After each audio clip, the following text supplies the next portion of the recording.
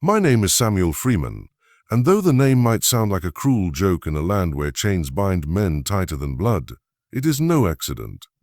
We chose it, carved it into ourselves, not as a reflection of what we were, but of what we intended to become. For years now, whispers have followed us through the South, though no one ever dares to speak them aloud. A handful of words, half rumor and half nightmare. The Freeman Incendiaries. Some say we are just a story, a myth whispered among slaves in the still hours of the night to keep hope alive. Others claim we are a curse, a wandering plague that strikes plantations without warning, leaving nothing but ash and silence in our wake. But I know the truth, for I am one of them. I am Samuel Freeman, explosives man, and I have watched proud houses collapse into fire, overseers' whips burn to ash, and masters' blood soak into their own cotton fields. Our family was not forged by love or luck, but by fire. We are 6 in number, each carrying scars of bondage, each with a skill sharpened into a weapon. Together we are more than a family. We are an engine of vengeance, a carefully oiled machine designed to turn the institution of slavery back upon itself. At the head of it all stands Mama Zara. At 45, she is as soft-spoken as a preacher's wife. Her hands always busy, her smile mild, her words dripping with honey. To white eyes she is harmless, almost invisible. But to us, she is the strategist, the general, the mind that threads every detail into a plan as precise as clockwork. She has led us from one inferno to another, always 3 steps ahead, always careful enough to ensure there are no witnesses left to tell of us. By her side stands Big Moses, her son, my brother in arms. He is the mountain on which our enemies break themselves. Taller than any man has the right to be, with shoulders like a pair of iron gates, Moses is both shield and hammer. Before chains were clapped on his wrists, he fought in the Mexican War, learning disciplined formation, the art of striking with purpose. White men think a slave cannot possess such knowledge, but Moses carries it like breath itself. Then there is me, Samuel. Before I was dragged into bondage, I labored under men who laid rails and bridges, men who taught me to harness fire and powder, to see weakness in wood and stone where no other eyes could. Those lessons were meant to build. I have twisted them to destroy. More than one plantation has felt my hand when the night sky bloomed with fire, barns crumbling in on themselves as frightened men scattered like rats. Ruth, my aunt, is our whisper of death. She knows the forests and fields better than any overseer, and every leaf to her is a word, every root a weapon. She can distill pain into a cup, paralysis into a spoonful, or death itself into a pinch no larger than a fingernail. When Ruth tends to the sick, they say she has a gift for healing. In truth, her gift is understanding how easily life can be snuffed out. Little David is only 7, but his smallness is his strength. He slips where grown men cannot, listens where no one notices, and returns with secrets more valuable than gold. The masters pat his head and call him precious. They never suspect that the boy memorizes their steps, their locks, their weaknesses. A child is the perfect spy, and David is better than any adult I have ever seen. Lastly, there is Moses' wife, though outsiders rarely notice her. Quiet, steady-handed, and ever watchful, she blends into the background of every plantation like a shadow. She is the one who ties us together, making sure no slip of pride or anger betrays our purpose. If Zara is our mind and Moses our muscle, then she is the thread that holds the fabric of our vengeance together. We did not stumble into this life. We chose it after Beaumont. That was the first. The Beaumont plantation in Louisiana, where cruelty was law and whips cracked louder than the church bell. When we escaped, we left nothing standing. Not the fields, not the overseers, not the master's proud home. The smoke from that place still curls in my memory, black against the morning sky. That was the day we ceased to be mere runaways.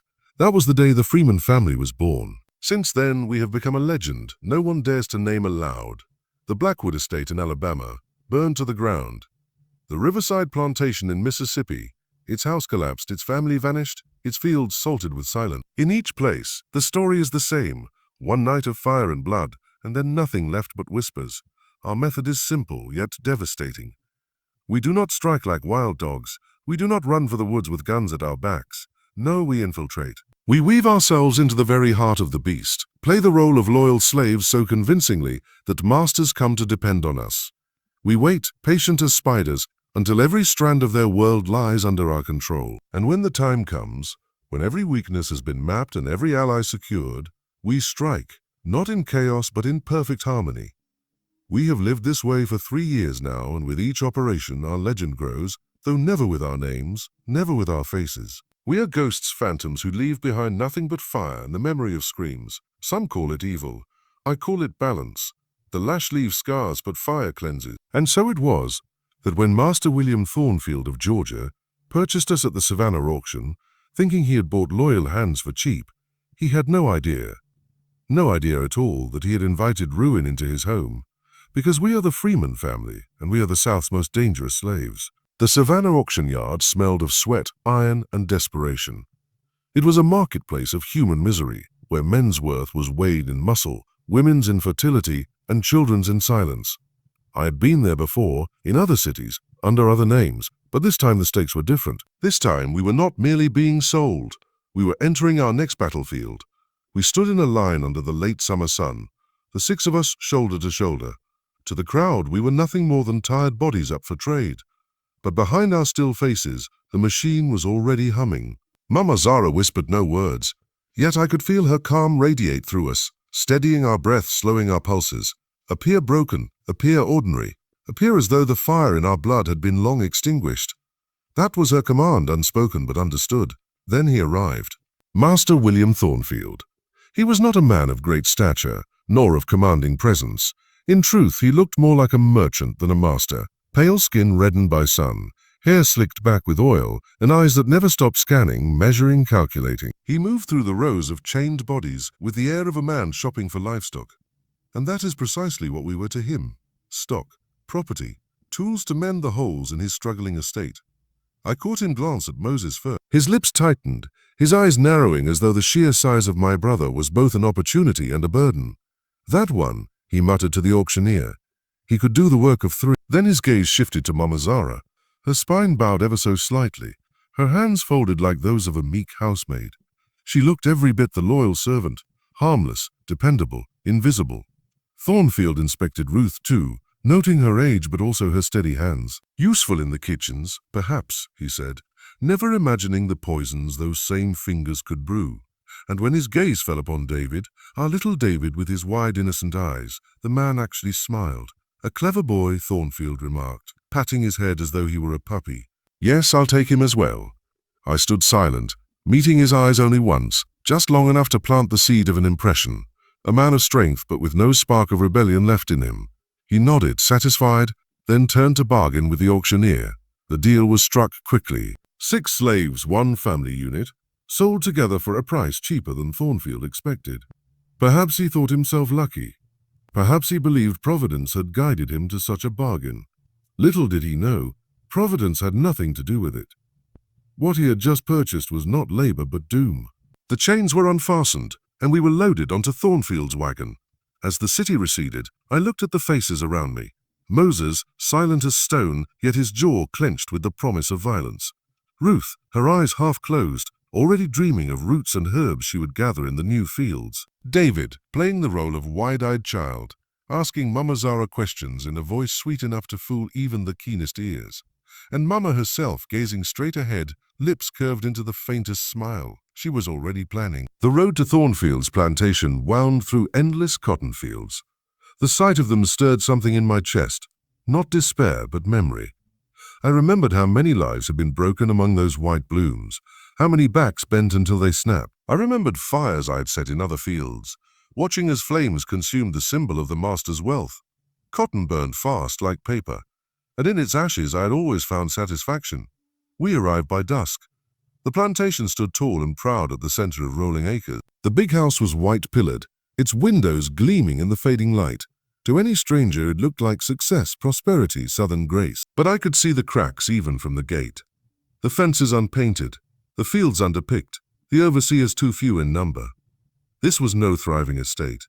This was a house teetering on the edge of ruin, and now we were the ones who would push it over. Thornfield greeted us at the steps with his wife, Catherine. She was younger than him, with a beauty polished like fine china, delicate, brittle, and cold. She surveyed us with pursed lips, already deciding our roles as though arranging furniture. The tall one in the fields, she ordered. The older woman in the house. The boy may serve me directly. Zara curtsied. Moses nodded. David smiled sweetly. We fell into our parts as easily as slipping on masks. Thornfield and his wife saw obedience, pliability. What they did not see was the silent exchange between us. The subtle nod from Moses, the flicker in Zara's eyes, the way Ruth's hand brushed mine. We had entered the heart of the beast, and already the hunt had begun. That night, as we lay in the slave quarters, Mama Zara whispered our unspoken creed: patience first, fire later. And so we waited, watching, listening, mapping every weakness in the Thornfield estate. Because what Thornfield had bought at the Savannah auction was not labor. He had bought his executioners. Mama Zara moved through the big house like a shadow with a smile. To the Thornfields, she was a comfort and a convenience. The smooth answer to every household failure. The woman who anticipated a mistress's need before she could voice it. That was exactly how we wanted them to see her. Appear indispensable, appear harmless, appear grateful. Behind that honeyed face, Mama was a ledger and a map, a mind that catalogued threats and opportunities with the same care a housekeeper used to fold fine linen. She arrived in the kitchen 2 steps before dawn, already humming as she checked the larders and the cupboards, making lists in her head of what would be needed for the week. But her inventory was never limited to flour and salt. Zara's eye took in the entire household: who slept where, which doors stuck in the rain, which shutters had weak locks, which trunks had nothing but old linens, and which was soft with jewelry. While the other servants thought she fussed over the china, she was learning the architecture of the Thornfield family's life, where they kept secrets, where they hid their comforts, and where their pride left them most exposed. It did not take long for Mistress Catherine to grow dependent on her. People who are clumsy with power lean on others for balance. Catherine leaned on Zara. She took pleasure in Zara's quiet counsel, in the way the old woman always had the right phrase or the right remedy. Zara, my hands trembled with worry over the estate. Catherine admitted one rainy afternoon, smoothing the sleeve of her morning dress. If only I had someone I could trust to ease my burdens. Zara bowed her head and replied with a humility that masked calculation. I am here to serve, mistress. Your peace is my prayer. Those words slid into Catherine's heart like warm oil, and with each passing day the mistress let Zara closer. Closeness is a useful thing when you are planning ruin. As head housekeeper, Zara gained keys, not only to pantries and cellars, but to people's schedules and confidences.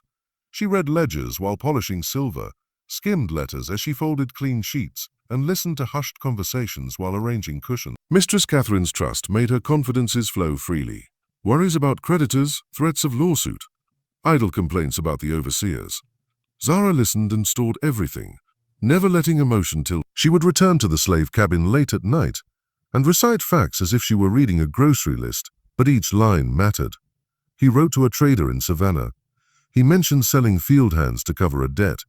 Those small details became axes with which to chip away at Thornfield's world. It was not merely information that Mama gathered. She cultivated patterns of dependence. If a light needed mending, Zara was there. If a guest required tea at odd hours, Zara anticipated it.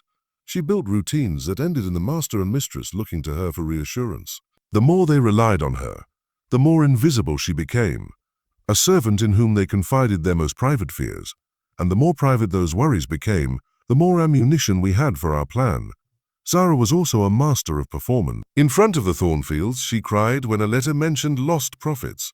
She gasped when hearing about dangerous runaway rumors, and she fussed over Catherine's complexion as if the woman were the last fragile thing on earth. Her tears and anxieties were honest enough to be believable, but never genuine in the way that would betray her craft. When Catherine fretted about the overseer's absences, Zara suggested a sleeping draught for rest and health. When Thornfield pondered selling surplus hands, Zara spoke of family and the pain of separation in soft tones that left the two parents awkward and guilty. Each performance nudged the masters into specific behaviors. More reliance on the big house staff, unquestioned obedience, little acts that loosened their grip on security, and eyes are thieves when trained to see. Zara observed who among the house servants might carry a grudge or a secret loyalty. She learned which maids had kin in other plantations, which scullery hands had been cheated out of wages, and whose temper burned quiet and hot. These were the people she quietly tested, an idle question here, a shared story there, to learn who might join a cause if given hope. All the while, she remained the perfect model of domestic fidelity. No one suspected that the woman who could mend a dress and soothe a frightened child was also measuring who might be relied upon when the day of reckoning came. Mama Zara's ascent to head housekeeper was surgical and absolute. It gave us the strategic vantage point we needed: access to the family's daily calendar, the layout of the mansion, the schedule of staff, and the inventory of valuables. But more importantly, it gave us permission to be within the walls where the Thornfields felt safest. A house is most dangerous to the man who thinks his walls keep him safe. Zara made those walls porous. There is artistry in deception. It requires patience, empathy, and the courage to play the part of someone you have no intention of being. Zara wore loyalty like a cloak, and under it she stitched plans. Each polished spoon and neatly folded sheet hid a thread in the tapestry we were weaving. A tapestry meant to smother a family's fortune with smoke and flame. The Thornfields invited her into the center of their world. They let her into their nights and their secrets. They offered her their trust like a plate on a table, unaware that the salt contained the seeds of their undoing. Zara drank their confidence like the house's best tea. And when the time came, she would hand that same trust back to them, baptized in fire. Ruth had a way of making even the fiercest beasts kneel. On Thornfield's plantation, it was not the white-pillared mansion or the rows of cotton that revealed the family's strength.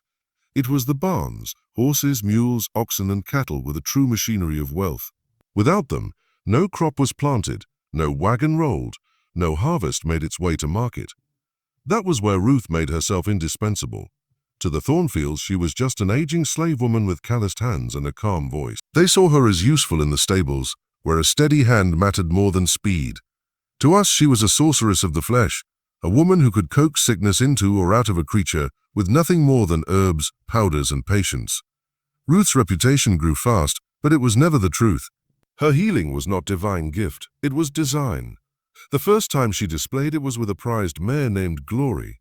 The animal had been restless for weeks, refusing food and kicking at any hand that came close. Thornfield cursed the beast and threatened to sell her for slaughter. Ruth stepped forward quietly and asked permission to try. With Catherine's encouragement, Thornfield allowed it. That night, Ruth mixed a pinch of her powders into the mare's water. A calculated dose that made the animal collapse by morning. The plantation woke to panic. Overseers scrambled, Thornfield shouted, and Catherine wrung her hands. Ruth stepped calmly into the barn, murmuring to the mare as though she spoke the animal's language. She pulled leaves from her pouch, ground them with a stone, and forced the mixture into the horse's mouth. Hours later, Glory struggled to her feet, weak but standing. By nightfall, she was eating again. Thornfield marveled at the miracle. "You've saved me a fortune," he told Ruth. From that moment, she was not just another field hand, she was the healer. What Thornfield never realized was that Ruth had made Glory sick in the first place. She could afflict with one hand and cure with the other, and in that cycle of suffering and salvation, she gained trust that would later become a weapon. In the following weeks, Ruth repeated her game. A mule would grow sluggish. A cow would tremble and refuse to stand. Each time Ruth appeared with her satchel of remedies, and each time the animal recovered just enough to seem saved by her care. Soon, even the overseers began deferring to her judgment. "Ask Ruth," they'd mutter, "when a beast limped or coughed. She'll know what to do." They never understood that every cough and limp was orchestrated by the same hands they trusted. But Ruth's purpose wasn't only to impress the masters. It was to gain dominion over the plantation's lifeblood. By controlling the health of the animals, she controlled the very wheels that turned Thornfield's fortune. And while the whites saw her as a savior, the other slaves watched her closely, whispering among themselves. Some began to believe she truly had powers beyond natural explanation. Others suspected she carried secrets dangerous enough to make her untouchable. Either way, they looked at her with respect. And respect was another form of power. I remember watching her in the barn one night, crouched beside a sick ox. The lantern's light flickered against her lined face as she stroked the beast's neck, whispering to it like a mother soothing a child. "They think I heal," she murmured to me when she noticed my shadow in the doorway. "But healing and killing, they are sisters. You only need to know which hand to extend." She smiled faintly, her eyes reflecting the flame. "And sometimes, Samuel, it takes a little suffering to teach folk where their help comes from." Ruth's games were not without risk. If an animal had died suddenly under her care, suspicion might have fallen on her. But she was careful, precise, always ensuring her cures worked just enough to cover the sickness she had introduced. It was a delicate dance, one she had perfected long before Thornfield ever laid eyes on her. With each animal she saved, her authority grew. Catherine began sending Ruth to check on the kitchen's hens and the dairy cow. Thornfield himself boasted to neighbors of his miraculous slave woman, who kept his stock healthy while others lost beasts to disease. What he never understood was that Ruth was shaping the rhythm of his estate, bending it slowly to her will. Control of the barns meant control of food, wagons, plows, and horses. Control of food meant control of survival. In a single season, Ruth transformed herself from another set of hands in the fields to the quiet guardian of the plantation's stomach and bones. She had made herself untouchable.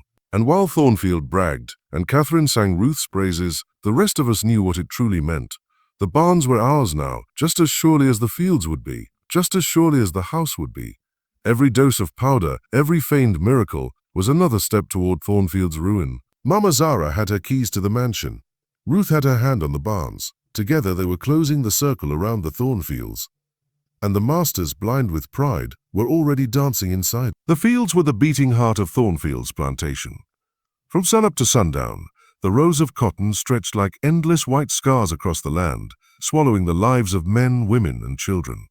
It was there that Moses and I made our mark, not as rebels, not as fighters, not yet. Out there we were field hands, bent backs, calloused palms, faces glistening with sweat under the lash of overseers. To the Thornfields we were nothing more than tools of production, but beneath that mask of obedience, Moses and I were quietly shaping an army. Moses was the kind of man overseers liked to watch, but never liked to confront. His sheer size made him a target for harder tasks, breaking soil, carrying bales, dragging wagons when beasts gave out. Yet even the harshest overseer knew better than to push him too far. You could see it in their eyes, the way their hands hovered on the whip, but rarely used it. They feared what might happen if the giant they relied upon ever turned on them. But Moses wasn't just muscle. He was a reader of men, a judge of spirit. I watched him study the other slaves with the same focus one might give to a chessboard. That one he would murmur under his breath as a young man bent to pick cotton. His anger's like a spark. He'll burn bright but quick. Best not to lean too hard on him. Then he'd nod toward another, older and slower but steady. That one's stone. Hard to move, but once he does, he don't stop. That's the kind we need. I learned quickly to trust Moses's instincts. He had a way of measuring who could be relied upon and who might crumble under fear. It was his gift, just as mine was fire and powder. And so while we worked, while overseers barked and the lash cracked across other men's backs, we were recruiting, quietly, invisibly, one soul at a time. My role was subtler. I spoke little in the fields, but when I did, I chose my words with care. A whispered story while stooping to gather cotton. A question asked as we carried baskets to the gin. Nothing outright, never enough to draw suspicion. Just small sparks planted where only the right ears could hear. "Did you hear," I murmured once, "about the fire at Blackwood in Alabama? They say no one survived. Some folks whisper it was the work of slaves who had had enough." The man beside me froze, then glanced around to be sure no overseer was near. His eyes met mine with a flicker of hope, and fear. That was enough. The seed was planted. Rebellion is not built in shouts and banners. It is built in glances, in half-finished sentences, in the silent understanding that passes between broken men who dream of being whole. We were careful never to push too quickly. A careless word in the wrong ear could mean a flogging, or worse, the noose. So we moved slowly, testing, waiting, watching. Those who responded with eagerness, we drew closer. Those who looked away in fear, we left untouched. It helped that Ruth and Zara were already shifting the balance of trust. Ruth's reputation as a healer spread to the fields, giving her quiet authority among the laborers. Zara's position in the house meant she could pass messages and small comforts to those she wanted to favor. Between us all, we built a web of influence that stretched from the kitchen to the cotton rows. The overseers, blind with arrogance, thought Moses and I were their model slaves. They praised our efficiency, our ability to keep others on task. "See how Moses leads the others," one sneered. The big brute's good for something after all. What they never realized was that Moses was indeed leading, but not for them. Every row he organized, every group he steadied, was another rehearsal for the day when order would turn into uprising. One night, after the fields had gone quiet and the quarters hummed with weary breaths, Moses and I sat beneath the trees. David dozed in Mama's lap, Ruth crushed herbs in silence, and Moses leaned close to me. "They're readying themselves," he said softly. "Some don't even know it yet, but the anger's building. All it'll take is the right push." I nodded, staring out at the cotton swaying under the moonlight. Patience first, I murmured, echoing Mama Zara's creed. Fire later. The truth was, Thornfield's fields were not his anymore. The hands that worked them were still bound by chains and overseers, but their loyalty had shifted. Slowly, quietly, and visibly, those hands were curling into fists. Fists that one day would no longer pick cotton, but carry weapons, torches, and vengeance. The overseers mistook our silence for submission. What they never saw was the rebellion growing like roots beneath their very feet. At 7 years old, David looked like nothing more than a child too small for the work he was given. The Thornfield saw him as harmless, even endearing. A boy with big eyes and nimble fingers, good with horses and quick with a smile. But what they didn't see was the shadow he had become. David moved like smoke through that plantation, slipping into places no adult slave could enter without drawing suspicion. To the white family, he was a curiosity. Mistress Catherine in particular doted on him, praising his manners and remarking on his natural gift with animals. Sometimes she would even hand him scraps from the table, calling him her little helper. But every kindness she offered was just another blindfold she tied over her own eyes. Because while she cooed over him, David was studying her every move, the jewelry she wore, the keys she tucked into her apron pocket, the times she sat alone in her room staring at letters from her sister. He remembered it all. It amazed me watching him work. Most grown men would struggle to map a plantation as large as Thornfield's, but David did it as if he were playing a game. He knew the number of steps from the smokehouse to the stables, which floorboards in the hall creaked, which doors had loose hinges, which windows never quite latched shut. He knew where the overseers left their rifles, and he could tell you exactly when each of them grew lazy and slipped away for their midday nap. The Thornfields thought they had trained him to care for the horses. What they had really done was give him access to one of the plantation's most vital weaknesses.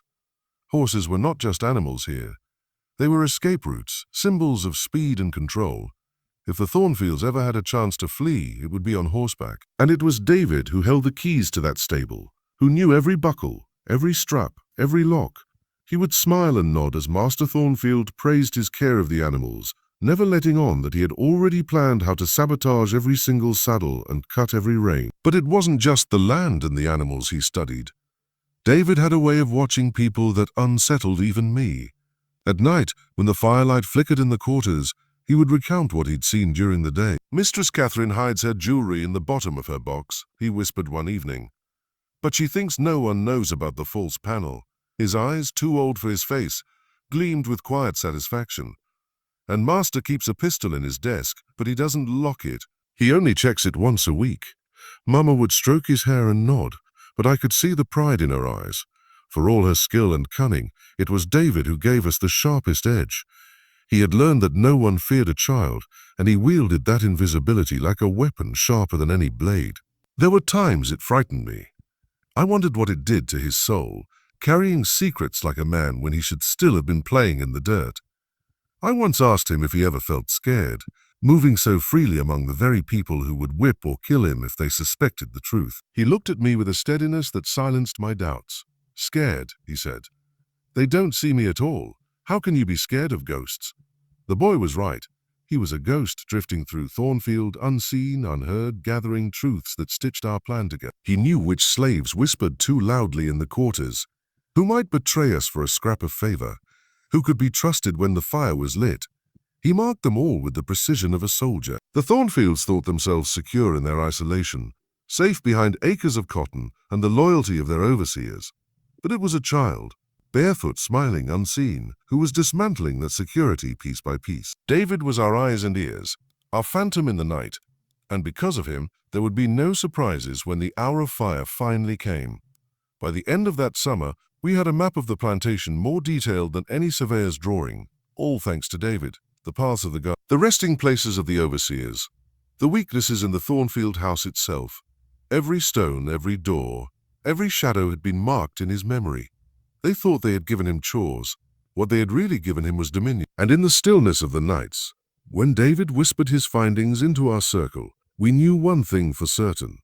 When the Thornfield plantation finally burned, it would burn because of the footsteps of a little boy they never thought to fear. Even before the fires of Thornfield were lit, we had begun to wage war in a quieter, more insidious way. Stories, rumors, whispers carried on the wind through the quarters, through the fields, through the hearts of every slave who had ever dared to dream of freedom. Little David, with his childlike innocence, became the perfect herald of possibility. He would speak in the evenings as the slaves gathered after a long day of labor, weaving tales that blurred fact and imagination. I heard about a place, he would begin, voice low and conspiratorial, where the slaves all disappeared one night. Poof, gone like smoke. The older children would protest. That's just a story. Slaves can't just vanish. David would smile, tilting his head in that uncanny way he had, and reply, maybe.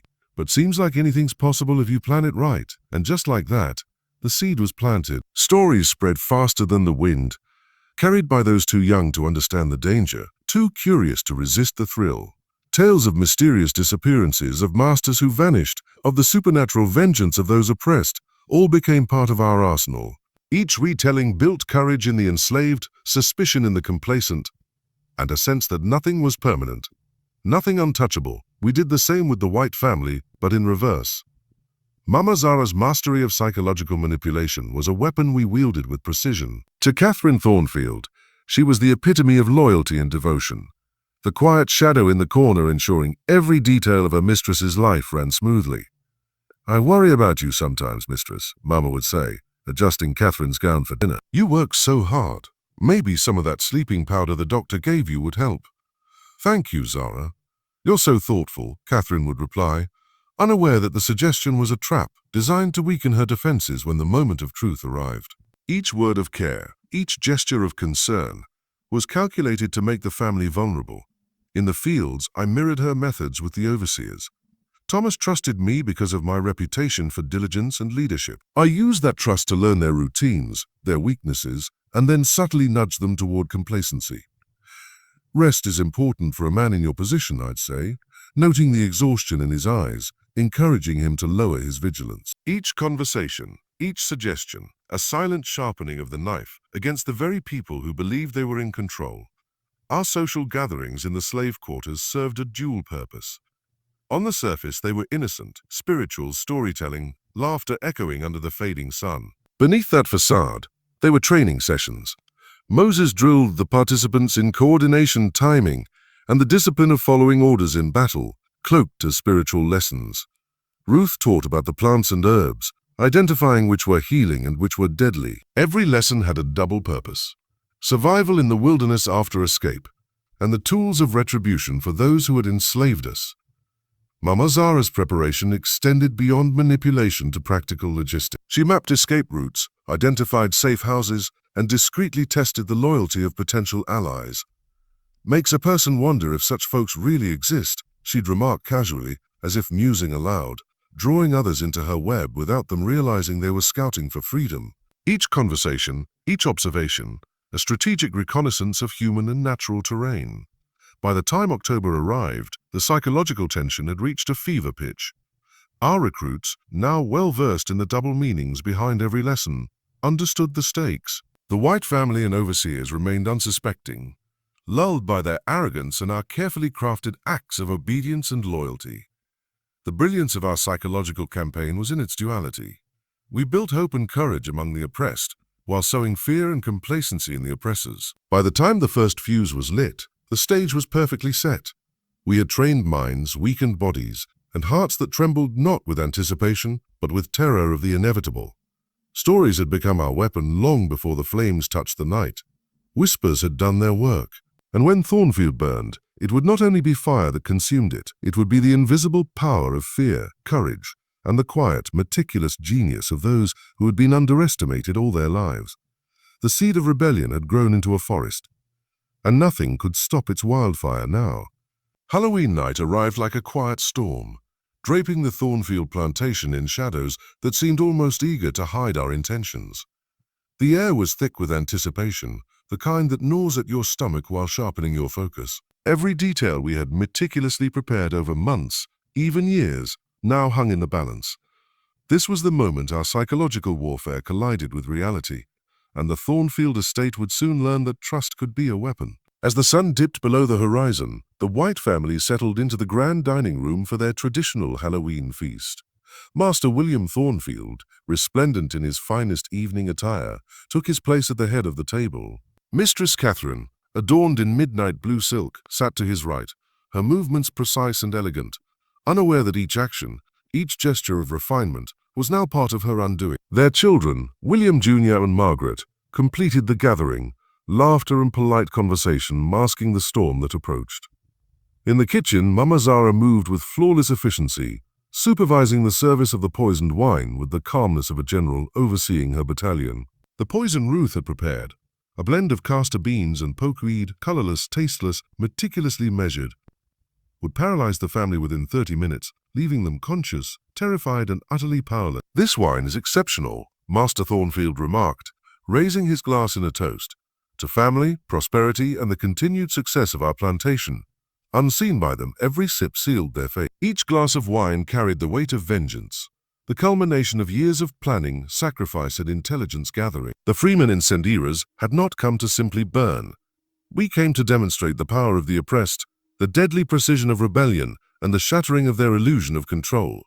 By 8:30 p.m., the first fuse was lit. A deafening explosion tore through the main barn, flames leaping into the night sky like fiery heralds. The sound reverberated across the fields, startling animals and men alike. Chaos erupted simultaneously as the cotton warehouse, equipment shed, and smaller outbuildings ignited in a coordinated inferno. The ring of fire isolated the plantation, cutting off escape and creating perfect conditions for our assault. Big Moses led the initial wave into the overseer quarters. Armed with sharpened farm tools and iron resolve, our recruited slaves struck swiftly, their training and discipline leaving Thomas and his men no chance to organize a defense. Screams, the clash of weapons, and the shouts of liberation echoed across the plantation. "Freedom!" Moses yelled as his axe met resistance. "Freedom is attacking you." Inside the big house, the scene unfolded with horrifying clarity. Mama Zara and the house servants, long thought loyal, controlled every entrance. Ruth's poison had begun to paralyze the Thornfields, their eyes wide with terror as they realized their subordinates had become their executioners. Mistress Catherine's attempts at speech were choked off by the creeping paralysis. William Thornfield's body refused to obey him, the glass of wine slipping from his nerveless fingers. "Good evening, Master Thornfield," Mama Zara said, her voice now free of subservience. "I hope you're enjoying your dinner. I prepared it especially for you." The realization dawned too late. Trust, the very thing they had wielded over us for generations, had been weaponized. The house servants, the field hands, every slave who had participated in our carefully orchestrated plan became the instruments of retribution. Outside, the guards were swiftly neutralized. Little David, our 7-year-old spy, had completed his sabotage. Horses secured, carriages disabled, ensuring no alarm could reach beyond the plantation. Every part of our strategy was synchronized. Explosions, poison, and disciplined assault moved together like the gears of a perfect machine. By dawn, the Thornfield plantation was reduced to ruins. Cotton fields smoldered, barns and equipment were destroyed, and every white resident lay dead or incapacitated. 87 slaves had been freed, their chains broken not just physically but psychologically. And before we departed, Mama Zara left our signature message in blood on the dining room wall. "The Freeman Incendiaries were here. Your next plantation has already been chosen. Free your slaves or burn like Thornfield." As the smoke rose into the Georgia morning, we disappeared into the wilderness, shadows among the trees, leaving behind both destruction and a legend that would haunt the South for years to come. Each step forward was both retreat and advance, a march toward freedom and a statement of power. The Thornfield plantation had fallen, but our work, our campaign, was far from finished. The Night of Fire was not only a demonstration of vengeance, it was a psychological strike, a lesson in fear, trust, and the lethal intelligence of the oppressed. And as we vanished into the dawn, the Freeman Incendiaries continued their march, leaving a path of liberation and terror that no plantation could ignore. The morning after the Thornfield plantation burned was eerily silent, the smoke curling into the sky like a ghostly warning to anyone who might dare to underestimate us. The fields were blackened, the barns and equipment reduced to rubble, and the air carried the acrid scent of destruction. To an outsider, it was a disaster. To the freed slaves, it was liberation. And to the South's plantation owners, it was a nightmare that would fester in their minds for months, even years. Word of the Thornfield assault spread with alarming speed. Travelers, merchants, and neighboring plantation owners whispered rumors of a coordinated inside attack that left no white person standing. It must have been outsiders, northern abolitionists. Some insisted, unable to comprehend that the perpetrators were the very slaves they had trusted for generations. But the evidence told another story. Every detail, from the paralyzed family to the sabotaged horses, spoke of intimate knowledge, of planning executed with precision impossible for anyone unfamiliar with the plantation's layout. Plantation owners reacted in panic. Guards were doubled, slave movements were restricted, and thorough investigations were launched to root out any potential troublemakers. Some families even sold off their slaves and abandoned their plantations entirely, too terrified to continue in areas where the Freeman Incendiaries could strike at any time. Fear became a weapon as effective as our explosives and poison. Among the freed slaves, the aftermath was a mixture of awe, exhaustion, and grim satisfaction. Those who had fought alongside us in the Thornfield operation understood what had been achieved. Liberation on a scale few could imagine. They had faced fear, violence, and the unknown, and had emerged victorious. Every participant had a story etched in their memory. The panic in Thomas's eyes, the frozen horror of the Thornfields, the roar of the first explosion that lit up the night sky. The psychological impact was profound. Plantation owners began to question the loyalty of their own servants, examining every smile, every gesture, every word for hidden malice. Trust, the cornerstone of their control, had been shattered.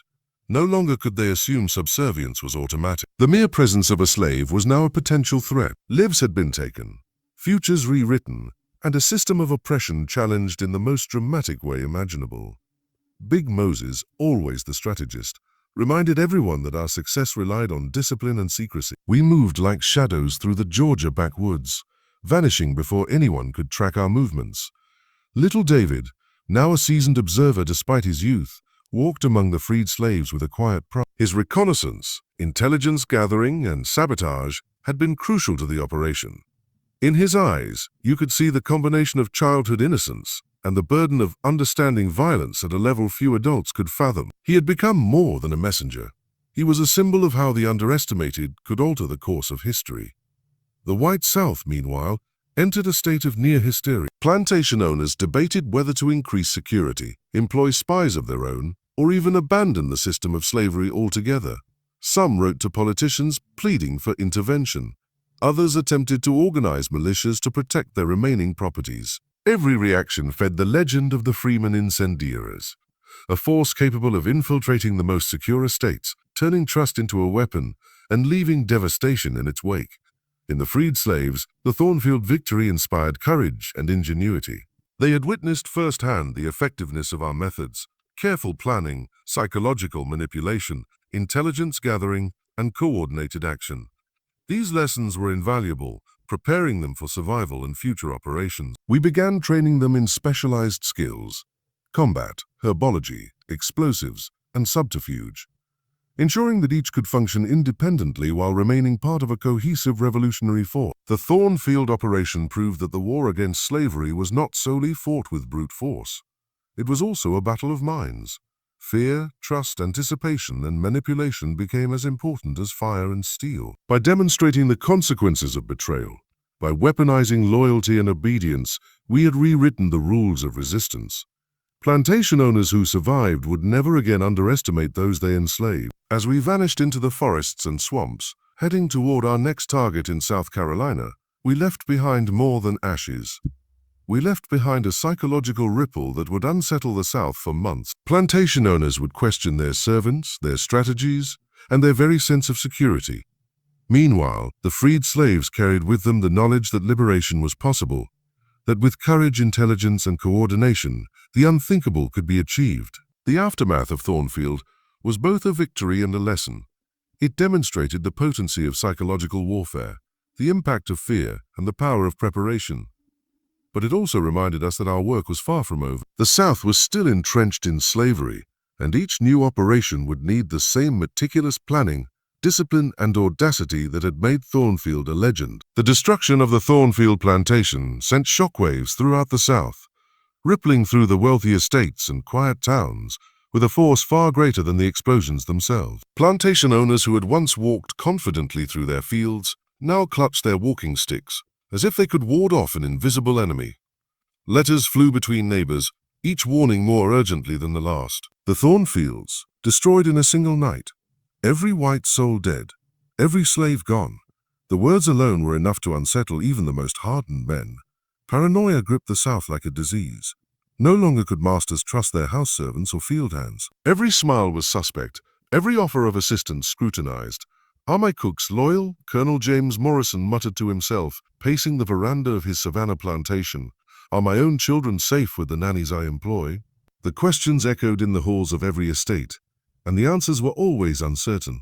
Fear had become the new currency, more valuable than cotton or land. Security measures intensified overnight. Slaves were confined to quarters.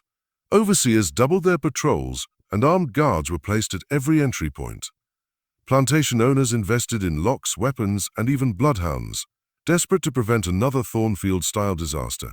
But the Freeman Incendiaries had already proven that no measure could anticipate our strategies. Every fence could be scaled, every patrol outmaneuvered, every lock picked. Our knowledge of their routines gave us the advantage they could not buy. In towns and cities, gossip fanned the flames of terror. Merchants whispered about the possibility of inside conspiracies, and church sermons shifted from salvation to warnings about the dangers of trusting the untrustworthy. "The slaves you consider harmless," preachers said, voice trembling, "may be planning your destruction even as you sleep." Ordinary citizens who had never set foot on a plantation felt the tension, the creeping anxiety that perhaps the unthinkable was no longer impossible. Some plantation owners attempted to restore confidence through displays of power, organizing militias and parading armed guards through their fields. But even these gestures were hollow. The Thornfield operation had proven that brute force alone could not prevent collapse. It was not merely weapons or numbers that mattered, but intelligence, strategy, and the element of surprise. Every man with a musket or sword felt suddenly inadequate in the face of an enemy that thought, planned, and executed with deadly precision. Meanwhile, the freed slaves and the members of the Freeman Incendiaries moved quietly through the South, a ghostly presence that defied detection. Each subsequent plantation we approached now operated under heightened alert, yet our preparations had grown even more meticulous. We studied their routines, observed their weaknesses, and exploited the complacency that fear ironically creates. In trying to protect themselves, the plantation owners often made mistakes we could exploit. A locked gate here, an inattentive guard there, a trusted house servant whose loyalty could be tested. Psychological warfare became as important as physical action. The message left in blood at Thornfield had already achieved its purpose: terror. Plantation owners questioned everything, seeing potential enemies in every shadow. Their sleep was restless, their conversations guarded, their plans second-guessed at every turn. And for those slaves who had yet to experience freedom, the legend of the Freeman Incendiaries inspired hope. If a single operation could liberate dozens of enslaved people, then perhaps liberation was possible everywhere. Fear, however, was not limited to the white masters. Among the enslaved population, whispers spread like wildfire. Some slaves, terrified of retribution, retreated into cautious silence. Others, emboldened by the stories of Thornfield and the coordinated might of the Freeman Incendiaries, began to question the inevitability of their oppression. Seeds of rebellion germinated quietly in the hearts of those who had once believed resistance impossible. The South had changed overnight. Plantation owners reacted with paranoia, slaves reacted with cautious optimism, and the Freeman Incendiaries observed it all, planning our next strike. The psychological impact of our actions was as potent as the physical devastation we left behind. Fear, uncertainty, and respect for our skill had woven a web that extended far beyond the borders of a single estate. In this climate of tension and dread, we knew that preparation for our next operation would be easier in some ways and harder in others. The Blackwood Plantation, our next target in South Carolina, would be alert, suspicious, and vigilant. Yet, fear itself could be turned into an advantage. Overconfidence would falter, suspicion would paralyze, and routine would become predictable. Our ability to manipulate, infiltrate, and execute with precision was now proven and sharpened by every previous operation. The South had learned too late that the Freeman Incendiaries were more than just fugitives.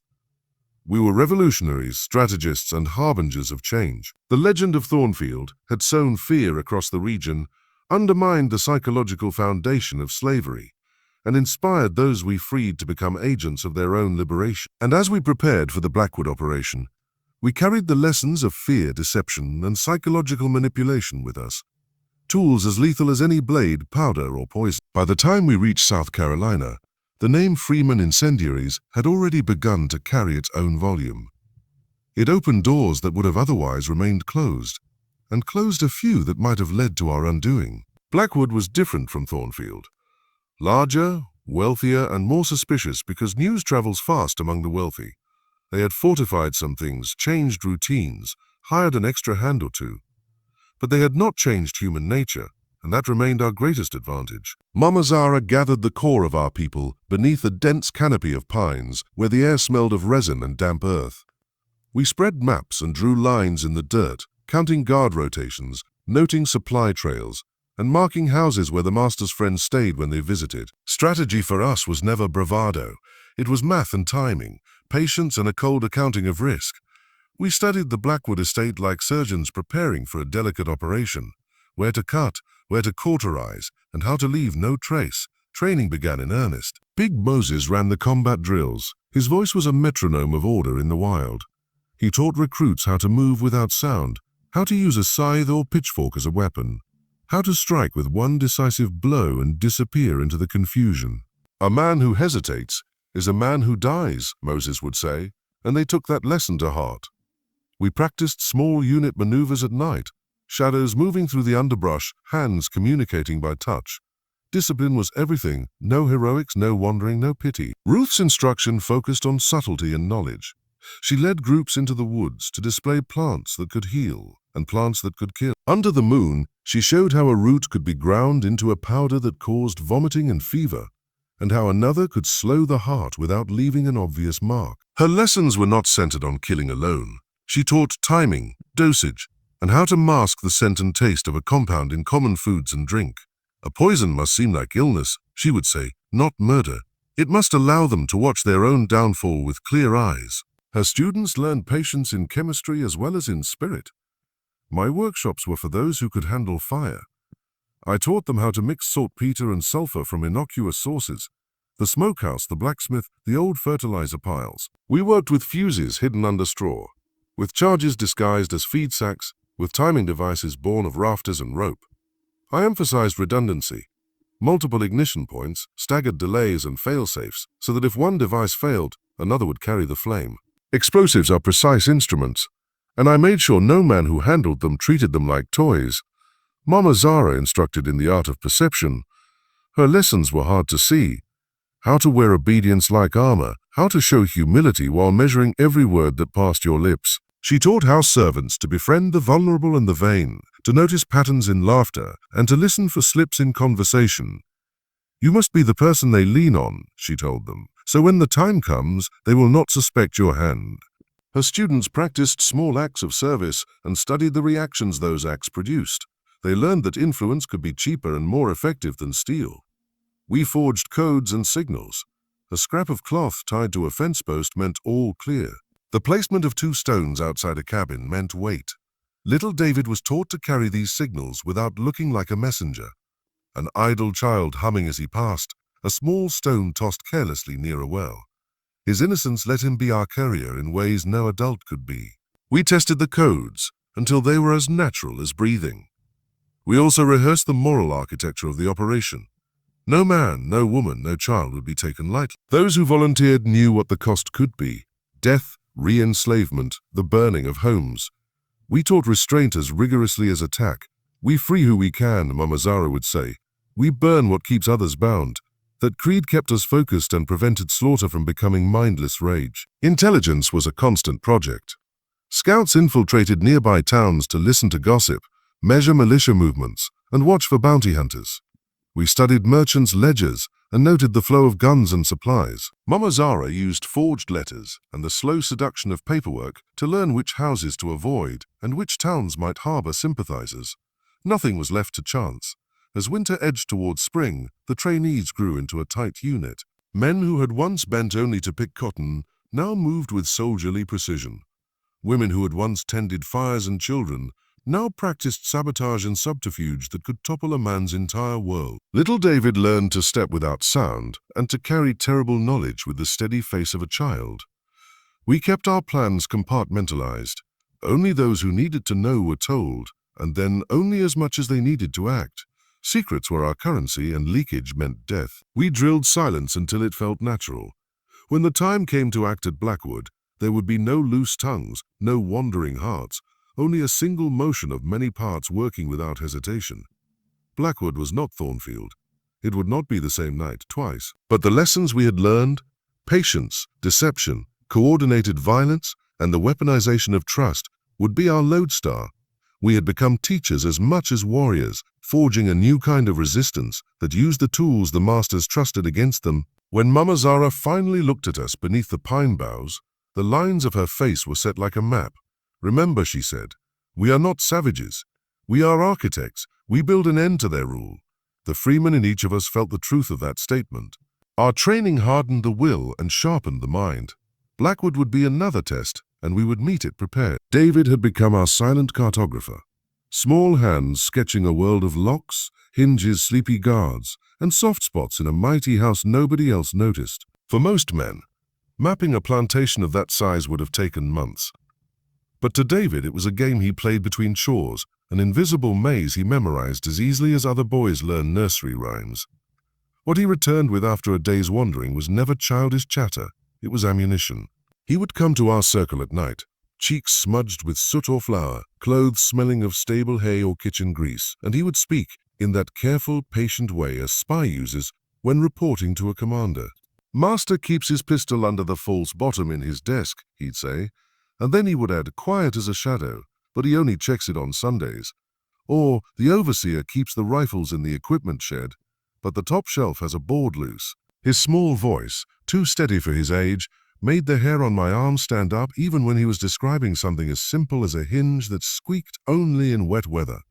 The brilliance of his work was in the details. Adults have ways of looking that miss things a child sees, because adults are trained to ignore the small, the routine, the familiar. A 7-year-old notices a cracked tile, a door that rests a fraction off its frame, a broom left leaning against a larder that hides the scrape of a boot that shouldn't be there. David noticed those things. He tracked the rhythms of men. When the night watch took its breaks, who was likely to nap after dinner? Which servant kept a guilty look in his eyes when the master left the room? Each morsel of knowledge stitched a map that would guide us when silence and precision mattered most. Sometimes his discoveries were absurdly practical. He had a way of getting into trunks and boxes the adults would never risk touching, and he learned where Mistress Catherine kept letters and where she hid small valuables. Once he told us of a false bottom in a jewelry box, a tiny panel carved so neatly that only a small finger could find the notch.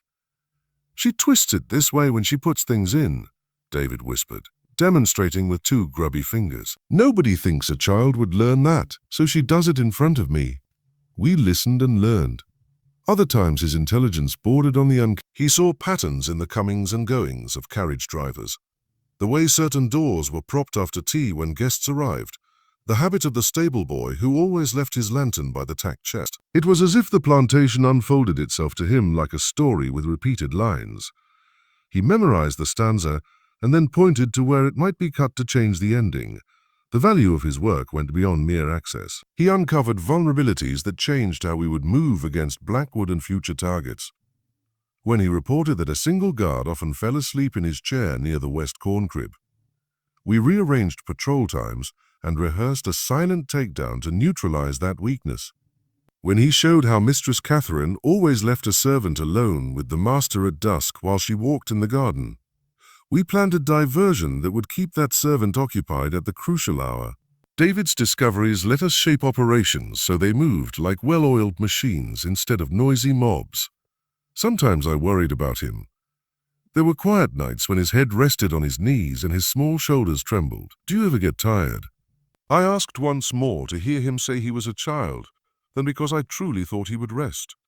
He looked up with those old eyes and shook his head. "They don't look for me," he said simply. "I can go where they forget to see." There was a kind of steel in that answer that both comforted and scared me.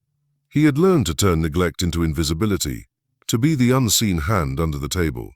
His role also tested our morals. Children should not be asked to hold the burden of a conspiracy, to memorize where blood might be hidden or where a pistol sleeps. We argued about it. Long, quiet arguments in the tobacco barn, voices low so no one could count the syllables. Mama Zara's defense was always the same. If not him, then who? If not now, then when? She spoke not to seduce our consciences, but to steal them. She would stroke David's hair and say, "We give him a role because he gives us a chance." That logic settled into the hollow places of our hearts like a cold truth. It did not make the choice easy, it made it necessary. There were moments of humor too, small human breaks in the weight of plotting. David would sometimes return with a trinket, a button, a scrap of ribbon, that he'd swiped during a confident march through the servants' hall. He would grin and present it to Ruth as if it were treasure. Ruth would laugh and tuck it into her pocket like payment. Those tiny exchanges kept him a boy in ways the rest of the world tried to steal. The map David carried in his head became our secret atlas. When the day came to move against a plantation, it was his fingers that traced the route, his memory that whispered where to step light and where the earth would swallow sound. The quiet courage of a child made the difference between a botched raid and a perfect operation. When the first whispers of smoke rose over Thornfield, it was David's footsteps that had already passed through the night. Later, when men would write of heroes and name them in histories, they would rarely think to note the boy who did the small, invisible work. They would not understand how much of our success was the product of a child's attention to the way a hinge caught in rain or where a boot scrape told of a secret habit. But in our circle, beneath the stars and beside the secret fires, we all knew who had given us the sharpest edge. David's discoveries were not just intelligence. They were the quiet architecture of our rebellion. They turned ordinary spaces into a map of opportunity and molded a child's curiosity into the precise instrument of revolution. And because of him, when fire and poison and disciplined rage finally met their target, there were few surprises left for us to fear. There is a thing about the auction block that makes men fold before it even touches their feet. It is not the distance to the hammer, nor the price shouted into the hot air. It is the possibility of being torn from the nearest face you call family and sold away to somewhere worse than death. No one needed to threaten a sale to make a man listen. The rumor of it was enough. We used that rumor like a bell. We rang it, and people gathered. When Mama Zara first read Master Thornfield's letters about being forced to raise cash, she did not shout the news. She did something far more dangerous and far more effective. She planted the idea quietly at the right moments. At the wash trough at the edge of the field, while handing out a scrap of bread, she would mention, almost as a slip of worry, that she'd seen a ledger with figures that did not add up. "Might be they sell some hands next spring," she murmured once while smoothing a child's hair. It wasn't a direct threat. It was a small shadow that moved through people's imaginations and made them think of every loose end in their lives. Fear is catalytic. It converts grudging acceptance into desperate possibility. When people think a loved one can be sold off at the next market, the old rules that kept them bound begin to loosen. Husbands and wives who once believed patience was their only refuge start to listen to ideas of flight. Mothers clutch their children closer, and fathers who had resigned themselves to small humiliations begin to imagine how one night might change everything. We were careful to never strike at panic. Panic is a poor ally. It scatters resolve and invites betrayal. Instead, we used the dread of the auction block to shape careful commitment. When I spoke to a group in the rows, it was always in a particular cadence, a quiet recollection of what might happen, then a soft question. What would you do if someone told you tomorrow you had to leave your wife? The answer hung in the air, raw and immediate. Those who flinched in silence were left alone. Those who answered with anger or determination were invited closer. It was a sorting without spectacle. Our recruitment in those months became a matter of arithmetic and trust. By midsummer, we had counted 37 souls who were willing to consider the terrible gift we offered them. Freedom by fire, at the cost of everything they had known. That number did not come from bravado. It came from patient proofing. Each recruit had performed a small risk, hidden a message, carried a tool briefly, stayed a moment longer on a lookout. We watched their hands in the dark. We watched whether their eyes darted toward other men when a whip cracked, whether they looked away at the thought of killing a guard or whether their gaze hardened. Those things told us who would stand and who would cave. Moses had a particular way of testing loyalty. He would set up what looked like idle work, mending a fence at dusk or unloading barrels near the shuckhouse. And then he'd watch. Not for speed, but for whether someone would notice a man in need and risk their own comfort to help. "Courage is practice," he'd say. his breath making a fog in the evening air. You practice in small things so when the big thing comes, muscle knows the move. It is the small unrecorded deeds, a hand given when it might mean a flogging, a whisper kept in the dark, that became our ledger of who we could trust. We also had to reckon with betrayal. In a world where survival could be bought with information, treachery was a constant hazard. So we built layers. Recruits were given only what they needed to know. Those in the fields did not know the house plan. Those in the house did not know where the powder was stashed. Only a hard colonel, Mama Zara, Big Moses, Ruth, David, and I held the full map. Compartmentalization saved us. If one cell broke, the rest could still operate. We used family ties to strengthen commitment. The threat of sale was a painful lever, because it was both personal and universal. A man might balk at a stranger's life, but he would move mountains to protect his own kin. We promised, not with foolish assurances, but with a determined plan, that if any of them stood and fought with us, they would not be sold. They would be part of the march out of bondage. That promise, practical, hard, and believable, turned fear into a motive that bound them to our cause rather than scattering them in panic. Ruth's quiet authority helped too. She would treat a fearful woman with herbs and an even quieter word. If they sell you, what good is a life without your babies? The answer shivered through the quarters. Better to risk everything for a chance at keeping your family than to be gifted a life of servitude spread across miles. Ruth's mixtures gave them calm enough to make decisions. Her stern talk gave them the logic to follow through. Training tightened each recruit into utility. We taught them not to be swelled by vengeance, but to move with purpose. They learned to strike a guard at precisely the moment the barn went up, to close a gate immediately after a carriage pushed out, to carry a child without faltering. Discipline was the antidote to the chaos that fear could produce. We rehearsed the auction fear until it became a tool, something that focused resolve rather than scattering it. There were nights I lay awake and tried to reckon with the morality of what we did. We were asking parents to bring their children into fire and then offering in return a road that might lead to freedom. We weighed each life like a coin and tried to buy a future with the one currency we had left, risk. But in those quiet hours, the faces of the men and women who stepped forward, the steadiness in their eyes, told me the choice had been made before we spoke it. Fear had already pointed them toward a door. When October came, the 37 were not a statistic, they were an anchored force. Their fear had been turned into something that moved with the precision of a regiment. The auction block had done what it was meant to do for the masters. It had separated people to be traded. For us, it had done the opposite. It welded them together. The threat that once made them shrink had become the very thing that made them stand. The night before, Halloween had a weight to it that felt different from any ordinary night on the plantation. The air was thick with the smell of damp earth and the faint tang of autumn smoke from distant fields. Even the wind seemed to pause, holding its breath as if aware that something terrible and beautiful was about to unfold. Every leaf, every shadow, every whisper of movement carried the anticipation of what we had planned. We moved carefully, each of us following the rehearsed routines that had been drilled into our muscles over months. Little David ran his final sweeps through the quarters and the fields, noting any last-minute changes in guard patterns. His small frame allowed him to slip unnoticed past lantern-lit windows, past overseers who assumed he was still playing. Each observation he made, each subtle adjustment in our plan, would make the difference between triumph and disaster. Mama Zara had spent the evening ensuring every piece of the puzzle was in place.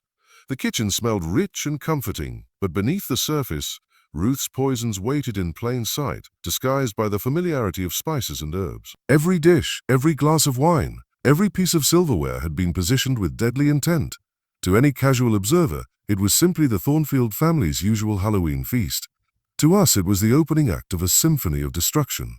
Big Moses gathered the 37 recruits one final time in the abandoned tobacco barn.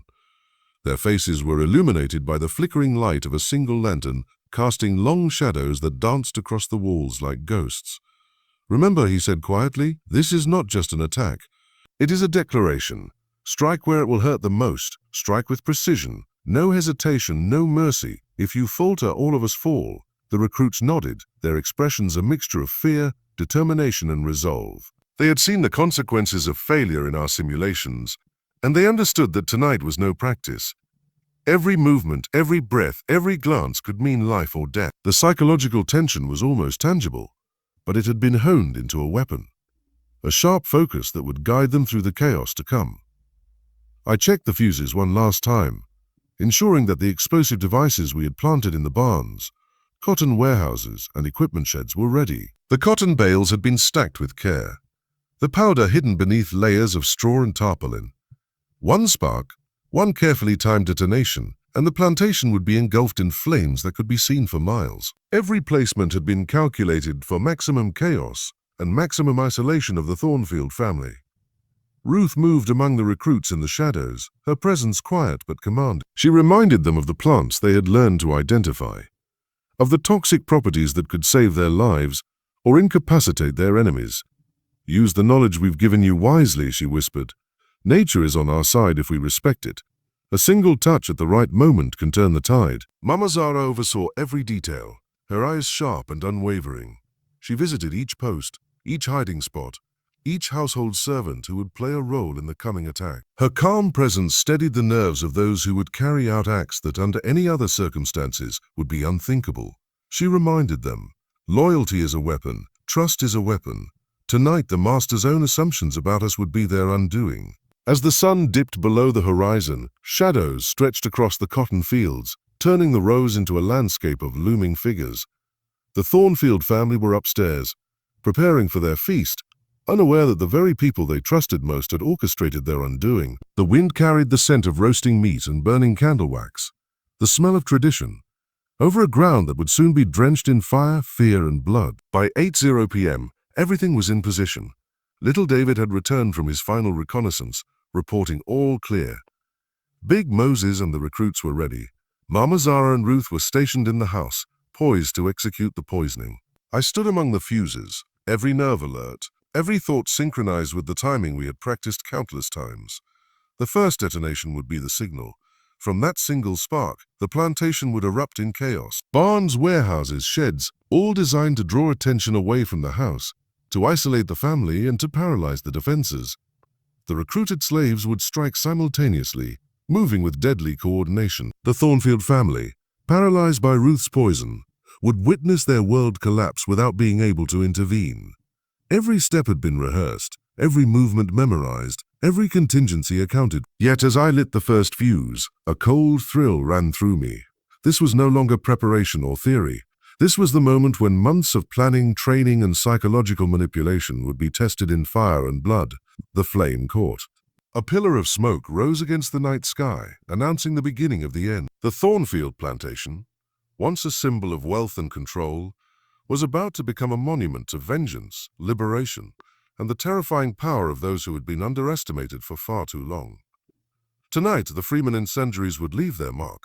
A message written not in words, but in fire, fear, and the unbreakable will of the enslaved who had turned oppression into weaponized strategy. The house trembled with the sound of distant fire before the first real blow fell.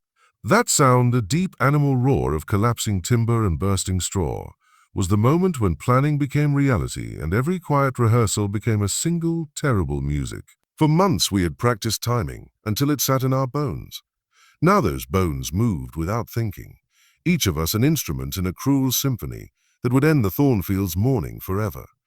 We struck with the precision of men who treat life as a matter of geometry. My fuses, hidden beneath straw and behind false boards, burned with a patience I admired. I had learned to respect patience. It is an engineer's weapon. When the first blast unfolded into the night, the cotton warehouse exploded like a trapped god. Flames licked the horizon, and the sky answered with embers. The ring we had cut around the compound closed like iron. Every escape route became a corridor of heat and Big Moses moved through the overseer quarters like a hand of iron, taking and holding ground with a calm that made the recruited slaves steady. His voice was a low bell, precise commands, no bravado. The men who had been tested under his eye performed with that brutal discipline. Where confusion might have broken them, training bound them together. Where fear might have scattered them, command held them rigid and true. The overseers, surprised and outmaneuvered, collapsed under the momentum we had built patiently for a year. Inside the house, Ruth's poison was doing its ghastly work. The Thornfields could see and hear, but they could not move, a torment more exacting than sudden death. Catherine's eyes widened as her limbs refused her, and in that powerless terror she begged, though her voice could not make hands move. Mama Zara stood over them with a look that held no triumph and no joy. We had not done this for sport. We had done it to teach a lesson no sermon could reach. That trust can be weaponized. That systems built on humiliation can be inverted. David, the smallest among us, was everywhere at once. He had cut harnesses, unspooled reins. He carried the burden of a dozen grown men in his small chest and bore it without complaint. He was the spine of our operation, and his work ensured our path away from Thornfield would be a path without nets. When the last of the house was searched and the final safe opened, Mama Zara wrote our message. We did not scrawl it as an act of mere rage. It was a symbol, a calculated act of propaganda meant to spread a chill from Savannah to the Charleston wharves. With stolen blood, she painted the words on the dining room wall. The Freeman Incendiaries were here. Your next plantation has already been chosen. Free your slaves or burn like Thornfield. Those words were designed to do what our fires could not always manage, to enter the heads of men and plant a seed of doubt that would germinate into sleepless nights. Fire destroys property. Terror reshapes the mind. By morning, the message had spread further than any rumor, carried by merchants, by magistrates, by the trembling voices of men who would no longer sleep soundly. We gathered the freed 87 souls that night and moved as we always had, light and silent, a slow river folding back on itself. There was no celebration, not in the way the novels imagine. There were quiet embraces, tears for the dead, and a careful distribution of what we had taken. Money, a few jewels, papers that would buy passage, practicalities for the long road. Mama Zara already had a list of safe houses and contacts. She handed pieces of paper to those who would travel north, names to those who would head for the swamps and work, the promise of people who would hide them if the law came asking. As we slipped through the backwoods, the sound of men riding from nearby plantations cut through the dawn. They chased smoke and rumor with the blind fury of men who could not conceive of the scale of what they pursued. We were ghosts under their horses' hooves. We melted into rivers and wooded hollows until the sound faded and the land breathed again. The legend of the Freeman Incendiaries grew with every telling. Some said we were 8, some said a dozen. Men added feats to our name and traders magnified our cruelty. That was part of the design. Ambiguity protects a movement that depends on fear. Men asking how many and where we would strike next do not recruit. They only barricade. Those who asked how could be taught, coaxed, or inspired to do otherwise. Years later, when the war came and the world convulsed in ways none of us had planned, some of those freed that night joined the larger fight. A handful of our number slipped into Union lines as scouts. Others melted north and vanished into new names. Stories put my name in a few reports. A colored scout named Samuel who knew plantation defenses. But as with all good legends, the edges blurred. Big Moses was seen far from Georgia years after, a blacksmith selling work and telling stories with a grin. Ruth's healing hands became a boon in war hospitals. Mama Zara ran a quiet house in a northern town under another name, a woman who kept lists and saved lives. David, the boy who had been everything to us, grew into a man who never forgot how to be invisible and used that skill to keep others safe. We never intended to become myth. We intended to change a system that would not change itself. The Freeman Incendiaries were born from necessity and tempered by a cold logic. If your masters believe they can trust you, use that trust to end their rule. It is a brutal calculus, and history will judge us with the nuance of those who never had to choose between surviving and dying in chains. When I think of Thornfield now, I do not think of the smoke alone. I think of the faces that looked at us in the last hour. Fear, betrayal, and then a dawning comprehension that their world had been a lie. For the freed who walked away into a future uncertain and hard, it was the first real taste of agency. For the South, it was a wound it could not stitch neatly back together. We kept moving. The night we burned Thornfield became one of many that made the maps change, the ledger books shrink, and the nights of some men grow forever restless. We were not saints, we were not monsters. We were people given a terrible tool by an unjust world. And we used it. And as long as there were plantations that refused to reckon with the cost of ownership, we were not done.